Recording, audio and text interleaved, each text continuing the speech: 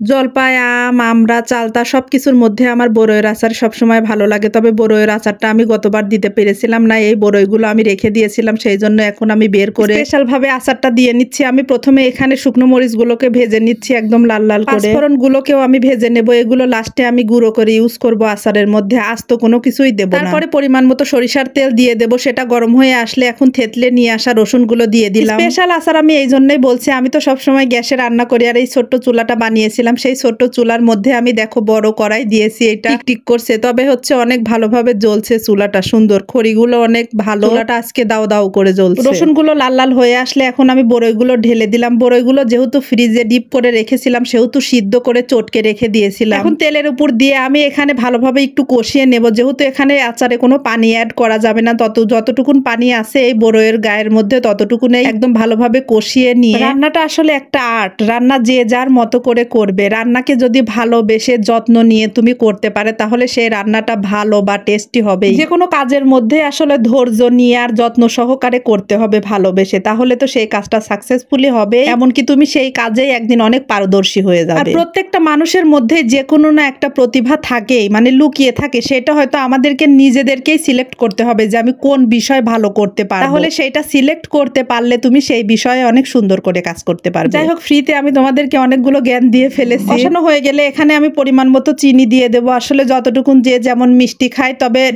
আচারের বিষয়টা হচ্ছে কি যে টক ঝাল মিষ্টি সবকিছুই থাকবে একটা ব্যালেন্স অনুযায়ী। চিনি দেওয়ার পরে অনবরত নাড়তেই হবে, কারণ চিনিটা যেহেতু মিষ্টি কড়াইয়ের সঙ্গে লেগে যাবে, সেই জন্য অনবরত নাড়তেই থাকতে হবে। লাস্টে দেখো না, একদম নাড়তে নাড়তে আচারের কালারটা জাস্ট দেখো, একদম খয়েরি সুন্দর একটা কালার এসেছে। অনেক মানুষ আচার খিচুড়ি বা ডাউলের সঙ্গেও খেতে অনেক পছন্দ করে, তবে আমার ভালো লাগে না। আমার কিছু কিছু টাইমে শুধু আচার খেতেই বেশি ভালো লাগে। লাস্ট ফিনিশিং এই তো সবকিছু গুঁড়ো করে আম্মা নিয়ে এসেছে, মানে ওই যে পাঁচফোড়ন ভেজে রেখেছিলাম আর শুকনো মরিচ একসঙ্গে গুঁড়ো করেছে, সেইটাই আমি এখন দিয়ে আবারও ভালোভাবে নেড়ে চেড়ে নিচ্ছি। লবণ মিষ্টি সবকিছুর ব্যালেন্স ঠিক আছে কিনা এই পর্যায়ে তোমরা একটু চেক করে তারপরে আবার দিতে পারো বা নামিয়ে নিতে পারো। একদম অলমোস্ট হয়ে গিয়েছে আমার আচার তো কমপ্লিট। যেহেতু চুলা এত সুন্দর জ্বলছে, সেইটা দেখে আমার শাশুড়ি আম্মা ছোট্ট পাতিলে করে আবার পিকনিক স্টাইলে নিয়ে চলে এসেছে। খিচুড়ি মাখিয়ে নিয়েই যে বসিয়ে দিয়েছিল, তারপরে এখন খিচুড়িটা উতলাচ্ছে। আর দেখো চুলা কি দাও দাও করে জ্বলছে। চুলাটা আসলে এমন একটা জিনিস, যখন ধরিয়ে রান্না শুরু করা যায় তখন মনে হয় একের পর এক দিতেই থাকি। রান্নাটাও তাড়াতাড়ি হয়, এমনকি অনেক টেস্টিও হয়। ফাইনালি আমাদের খিচুড়ি ডান। এই যে খিচুড়ির ফাইনাল লুক। তোমরা যারা রেগুলার আমার ভিডিওটি দেখো, আজকের এই ভিডিওর কোনো অংশ ভালো লাগলে প্লিজ একটা লাইক করে দিও। পাশে থাকা বেল বাটনটি ক্লিক করে দিও, এতে করে নতুন ভিডিও ছাড়া মাত্রই তোমাদের কাছে নোটিফিকেশন চলে যাবে। আর যারা ফেসবুক থেকে দেখছো, তারা পেজটা ফলো দিয়ে আমার পাশেই থেকো। আর অলরেডি এই কাজটা যারা করেছো তাদেরকে অসংখ্য ধন্যবাদ। দেখা হবে নতুন কোনো ভিডিওতে। সে পর্যন্ত তোমরা সবাই ভালো থাকবে, সুস্থ থাকবে। আল্লাহ হাফেজ। আসসালামু আলাইকুম।